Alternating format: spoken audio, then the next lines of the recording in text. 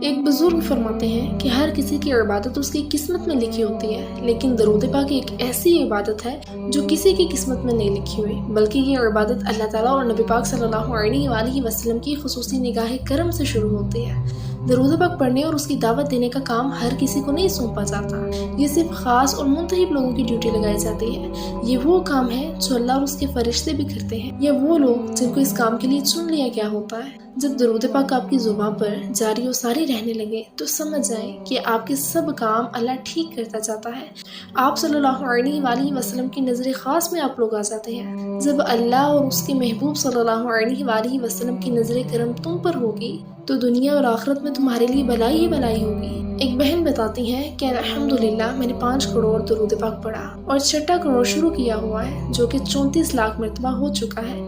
اسی دوران مجھے نبی پاک صلی اللہ علیہ وآلہ وسلم کی بار بار زیارت ہوئی اور میرے پیشانی پر اسم محمد صلی اللہ علیہ وآلہ وسلم لکھا گیا ہے اور حاضری مدینہ بھی نصیب ہوئی۔ سبحان اللہ۔ اور میں درود پاک لکھتی بھی ہوں، سوالات کی نیت کی ہے لکھنے کی۔ جب 20,000 کے قریب لکھ لیا تو میری ایک جاننے والی کو خواب میں زیارت ہوئی کہ میرے لیے پیغام ملا کہ 1 کروڑ درود پاک لکھو۔ اب میں نے نیت کی ہے کہ سوالات مکمل کرنے کے ساتھ 1 کروڑ بار لکھنا شروع کروں گی۔ سبحان اللہ۔